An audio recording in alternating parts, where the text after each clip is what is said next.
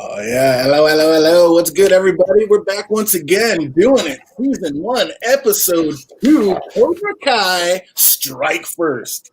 What's up, Andy? How you doing this week? I am great. I gotta tell you, I like this show. It's right up my alley. It sounds like the whole fam's like it. You guys are into it? Yep. I was sick one day this week, and my family started watching it without me. So, yeah. So as payback, I skipped. I watched a whole bunch of episodes. They don't want to try me on this. I'll stay up till midnight just watching episodes, just as revenge. Oh, that's awesome. So you basically know where we're going, what's up, and you're actually going to be the one guiding it, like which way we're actually going and what's really happening. Because like I was just saying, I've casually seen 4 episodes, but 3 and 4 were literally just in the background. I literally have no idea what's happening. Hey, what's going on, Linda? Good to see you. Good to see you out there. But yeah, I really have no idea what's going on. I'm just going episode by episode and going to take it and see what happens. But this week opened up pretty sweet. It opens up with some classic Dean Martin playing over a sequence of shots showing us just how perfect Daniel's life is these days. He's got the perfect family, the nice house, a great job. Everything's turning up Daniel all day, every day, until he's driving home and sees the Cobra Kai Dojo sign has risen from the dead. And in the blink of an eye, his storybook life has gone from just a painstaking... His storybook ending life is gone, and the painstaking memories from his childhood come rushing back in. We're instantly reminded that Daniel still has some serious bones in his closet that he has yet to deal with. What do you think about that, Danny? What's up, Andy? What do you think about all that? I like it. I think it sets a good precedent. We already saw from last episode, right, that Danny's not like this holier than thou person. He's not just Karate Kid 2 Danny. Karate Kid 1, right? Danny's no better than Johnny, right? If you watch it just at right now, like we watched it on Friday, Johnny really isn't any worse than Danny is. Danny starts a fight just from getting tripped in soccer. He's hot-headed just like Johnny. He probably would have reacted the same way. So you can see it's that that Danny in this as it starts to go. Like, he is bitter, and you can see that the storybook story is basically just a facade, and that's not really the real deal. Basically, he's just rolling with the punches, but deep down, like I said, he's got some deep-seated bones still in the closet that he needs to deal with. Yeah, exactly. Man, like I said, we saw it last week when he was kind of being a jerk to Johnny, right, in the store. He was kicking him in the face, and we got a little taste of that. He couldn't just deal with Danny or Johnny one-on-one. He had to bring in his employees, hey, here's the guy I beat up, trying to showboat a little bit. And you could see it was still stinging him a little bit. Yes. Just like Linda says, Danny and Johnny are both idiots together. Oh, man, they are. How crazy is it that Daniel still seems to have everything while Johnny has nothing, yet, like we were just saying, it seems like Daniel's more the broken man of the two. Is that the feeling you get out of it? Maybe, but Danny has kind of went away from his teachings a little bit, right? Think about Mr. Miyagi. He had all those cars, but he didn't even drive them. He didn't even have a license. He just had these nice ass cars. He could just give one to Danny, right? And then Danny became about the money. The whole time he's letting his kid disrespect him, and he's just well, I'm just throw money at it, right? Yeah, and he became what he hated. Everything that he despised is what he's grown into, and it's all a lie because that's not even the real him. Yeah. So, I don't want to go too much into it, but like I said, I'm a bit ahead of you, so I won't go too far. Yeah, right? Yeah, I was just trying to keep us on track for this episode. But I loved how it ended, at the very end, because, of course, it was the great Dean Martin song, Ain't Love a Kick in the Head, and it ends with that line, Ain't Love a Kick in the Head, and it showed Johnny kicking Daniel in the face. It was pretty great. Yeah. I was like, that's how this show should start. And then when he was sitting there talking to that kid, like his first little pupil, and he grabs his asthma medicine and just slams it against the walls, like, you can eat that, your peanut allergies and all that made up bullshit outside. I was like, dude, Johnny is pure gold. Yeah, dude, he honestly is the best.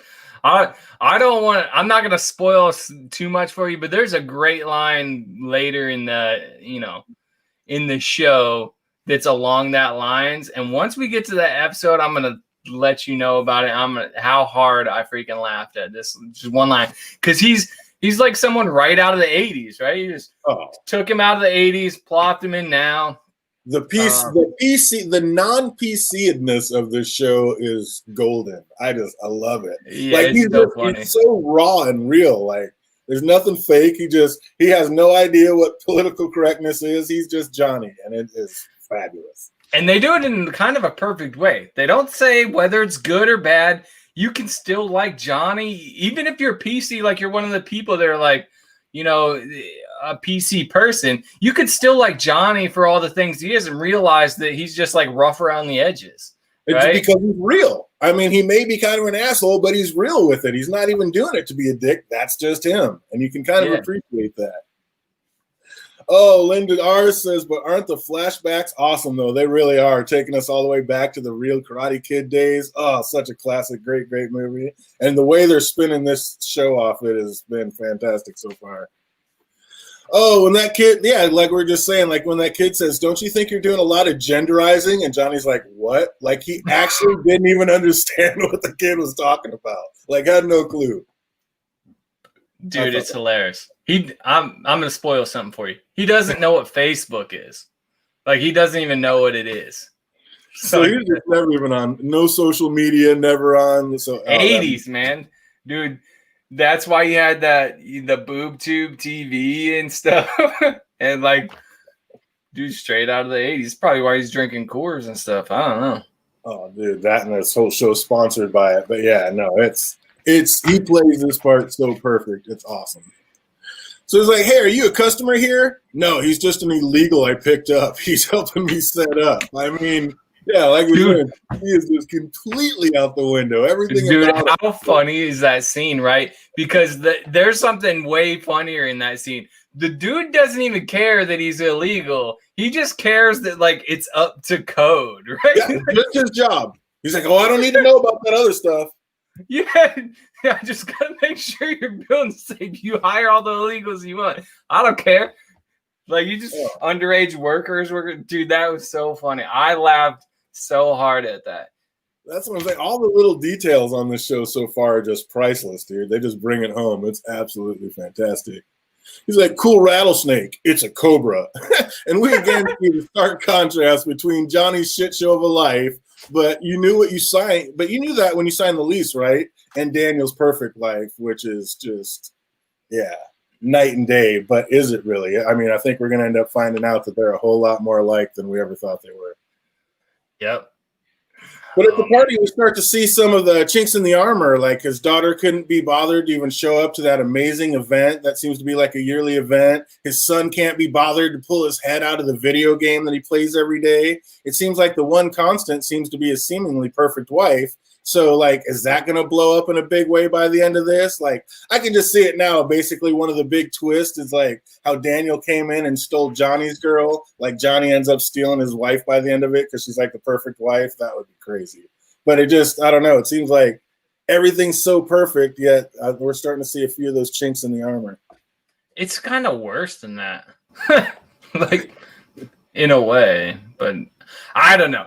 The show seems to be about like that no one's really perfect, right? Like everybody has their flaws. And kind of like Karate Kid 1, nobody's really the good guy. It just all depends on how you look at it. Yeah, sure, Mr. Miyagi's good, but he wasn't even that great of like at his job, right? All that attention he paid to karate and his freaking bonsai. Why was the pool never fixed? Like, there's flaws like that in everybody in the whole thing. So, and the show keeps that. It's kind of great. Oh. And as a kid, you never noticed that. Like, my daughter watching Cobra Kai thinks that Johnny's the good guy and Danny's the bad guy until we watch Karate Kid, right? And it's because when you're a kid, it's all black and white like that. Right, right. But now as an adult. So she watched Cobra Kai and then went back and watched Karate Kid? Yeah, we started watching Cobra Kai and then she went back and watched Karate Kid. And so she had like a different perspective of how Danny was in the show. Or I mean in the movie. Because of how he is in the show. Did that just blow her mind?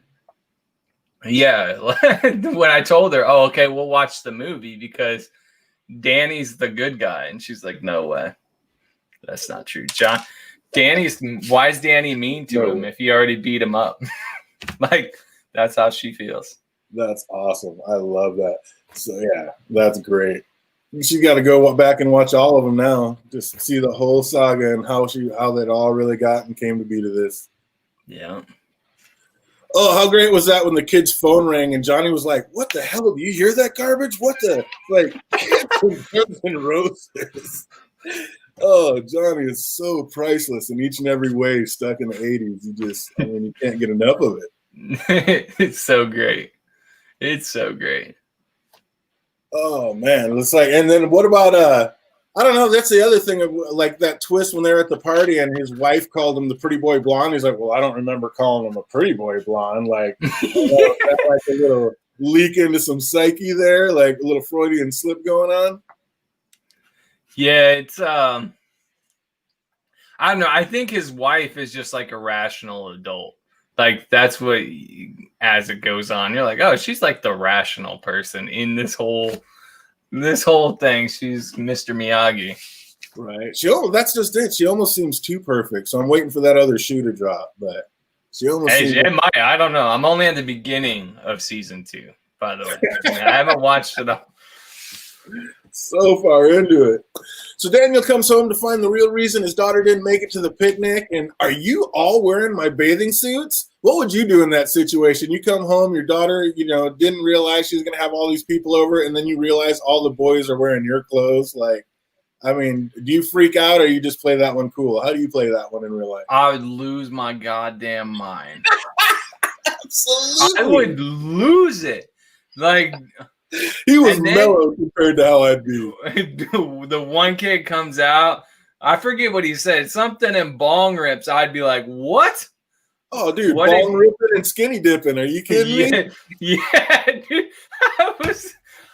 Man, I would lose it. I'd be like, Desiree, you are about to be the nerdiest kid in school because we are about to, you're going to school wearing pajama like clothes. And yeah, we're gonna put you in a nunnery next. Are you kidding me? Yeah.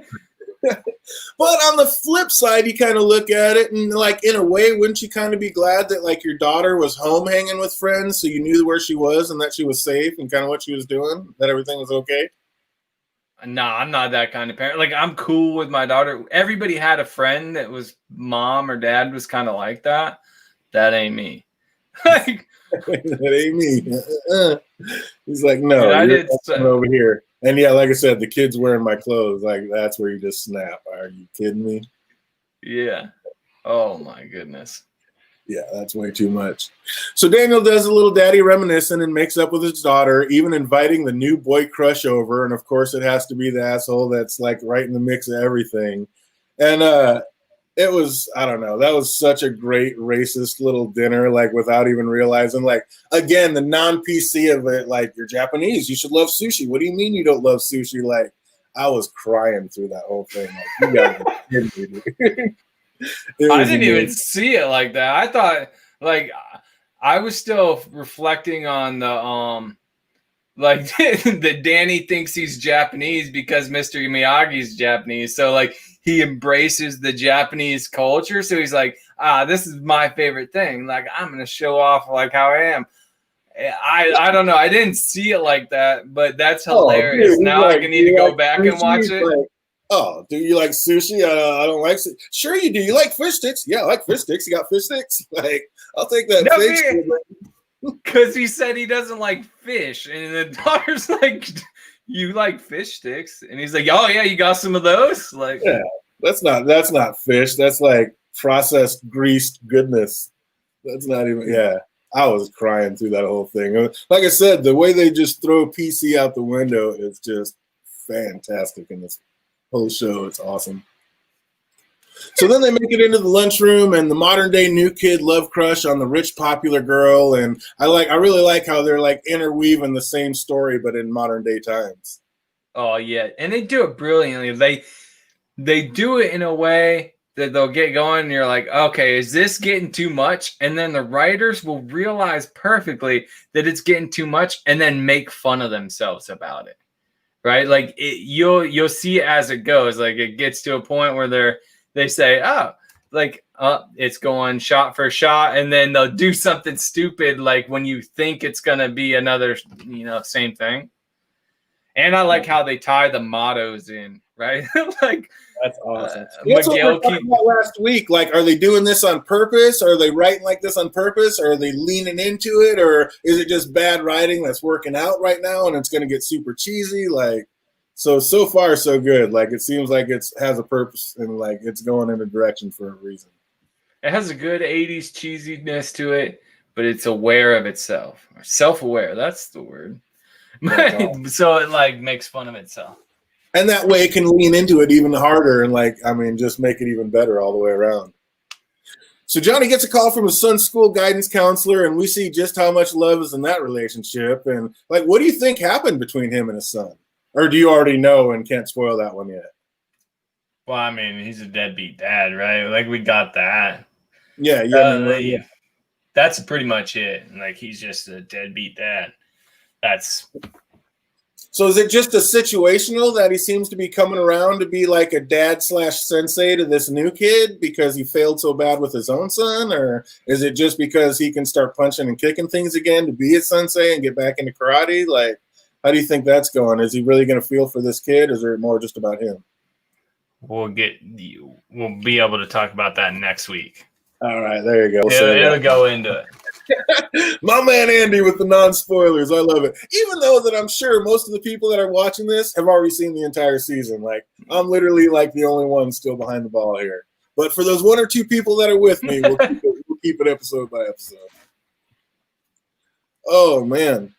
So change the scene over to the extreme. We already talked about the dinner, and that was freaking awesome. Hey, Sensei, is there any specific way that I should be doing this? No, I don't give a shit. Just clean the toilets on your hands and knees next. Like, see, that's one of the things, right? Like, that's what I'm talking about, where it's going, and it has like the shot for shot, and then it's like, screw that. Like, that's funny stuff. Oh, dude, it's so perfect. Like taking the bits and pieces out of the movie and putting it in like today's thing and like how Johnny really is and making it all work together. Like, yeah, that's pretty priceless. But if at the end of it he still finds a way to come out of there doing some shit, that'll be pretty. I mean, I want to see that. I'll laugh my ass off. I'll be like, how doing that?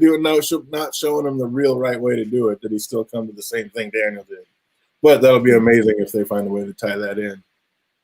So Daniel shows up to the dojo, and he has his eyes open to a few different things, like with his daughter and her friends aren't all they seem to be, and that Johnny has moved from basically student to sensei, and sorry I interrupted. Should I do 20 push-ups? It's like, yeah, as if you could. I mean, back to Johnny just being awesome, but it's kind of cool. Danny's kind of getting his eyes open. Like, do you think he's believing a lot of that of what Johnny said, or he just thinks Johnny's being an asshole? No, like, it's going to be a grand theme of the thing where it's just about the rivalry. That's going to be a common theme throughout the show. And like you said, it shows him seeing Cobra Kai and then that messing up his dream world. So I'm sure he knows that he put that idea in Johnny's head, and that Johnny did it just to spite him. After their last meeting?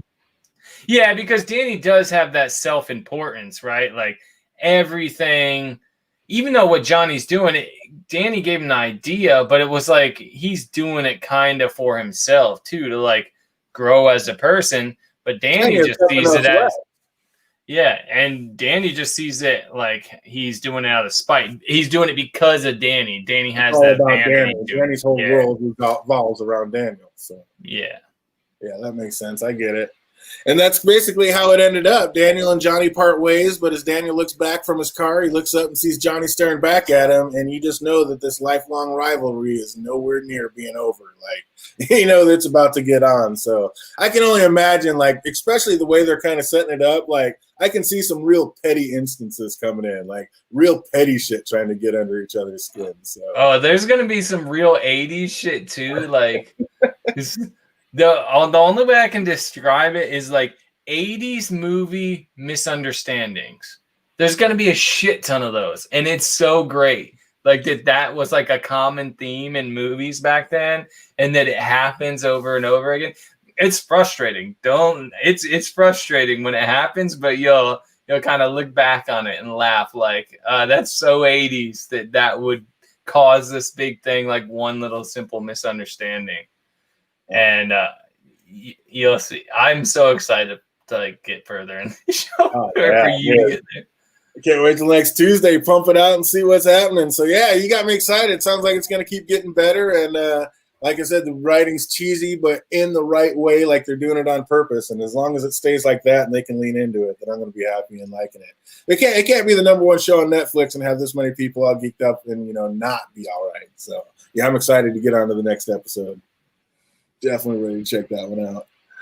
Oh man, anything else you got to say about this episode? Like the way it was set up, on pace in the right direction. Does it set up the next episode in the right way since you've already seen it? Oh yeah, it does. That's one thing this show is great at, setting up the next episode. The next episode, like I said, episode 3 is where I started watching one after another, and it's because like how it ends, you're like, damn it, now I gotta watch another episode. Like it's one of those for sure. You're like, dang, I gotta watch it. And even if it doesn't end like on a crazy like cliffhanger or something, you're just like, I'm interested in what's gonna happen. It's for me, it's like the perfect kind of show. I like, even though like nostalgia gets like a bad rap because it's like overused. Obviously, it gets a bad rap for a reason, right? But this does it in the right way. For me personally, I really like it. So. It's perfect. And they already have all of season 2 out. Yeah, I think season 3 is about to come out, and season 2 seems to be more okay. So the storyline with flashbacks and stuff, and kind of the theme of the show or the parallels. I mean, they in the season 1 they line up with Karate Kid 1. Season 2 so far looks like they're lining up with Karate Kid 2. Oh, wow. So far, but I'm only on episode 2, so. Well, since they're already like done with season 2 and like getting ready to go to season 3, and like I'm sure, like I said, most of the people that have watched this have probably already seen all of it. I might start knocking out season 1, 2 at a time. So like next week, come back and actually knock out 3 and 4 and see how that works. And maybe it's probably better. We're only at like 20 minutes. It's like we're doing recaps on a show that is only half hour. It's like it's been out for like 2 years or something. Like we're on season 1 or whatever. Exactly, because it was out on YouTube before it even came out on Netflix. So yeah, maybe we'll do that next week. Everybody who's watched this, go ahead, and if you are like me and only watching one by one, make sure you watch 2 of them next week, because next week we will be reviewing 3 and 4, and that way we can get through season 1 a little quicker and get on to season 2. Start knocking out that. What's your opinion on what I said last week? Is Danny an asshole?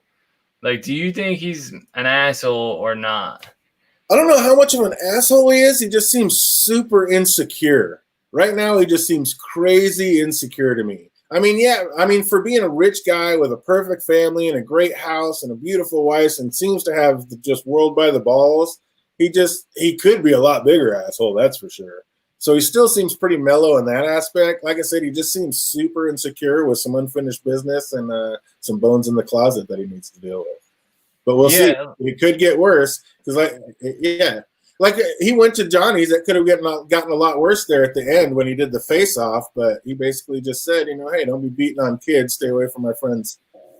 my daughter's friends, and then to come to find out, well, maybe those friends aren't all you think. You should get your own house in order. So we'll see how that goes from there. So you already got a taste of like kind of the misunderstanding thing. Think about like a real adult. Like imagine you have a teenage kid, right?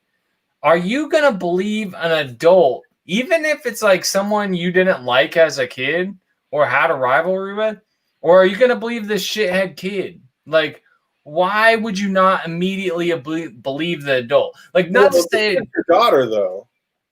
Yeah, I wouldn't trust shit my daughter says. Like, kids lie. Kids are little liars. Like, my daughter is a really good kid, gets really good grades. But last year, she got a B on a test and didn't want to tell me, and she forged my signature. She's in 4th grade. What? So kids are liars, damn it. Dude, kids are liars. If my daughter said, no, this is true, I would immediately believe the adult. Like, no matter who the adult is, could be some crackhead at the corner. Like, hey, your daughter, I don't know, threw a rock at the window. My daughter's like, no, I didn't. I'd believe the crackhead because I don't know. Like, kids are liars. That's my whole point to this was that why would Danny believe the kid over Johnny? Like, think about. Well, I don't think he does. I think that's what he was thinking so hard on when he was sitting there in the car and staring at him. But just all those old memories came rushing back, and his head's all clouded up now. It was a big tangent, but that shows how much he hates Johnny and like how much he can't let it go or how bitter he is. How deep-seated it still is, yeah. Yeah, that he can't trust another adult. He would rather trust some shithead kid that he doesn't know. Well, I mean, his daughter, but she wasn't there for the fight. So True, absolutely. So, yeah, hearsay.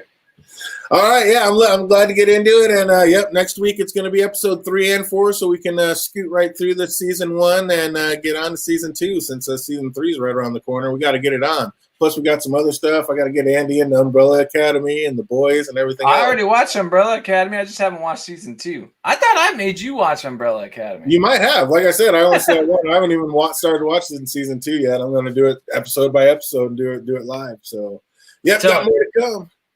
We need to start a book club since we all found each other from books. I want to start a book club for books that I've already read.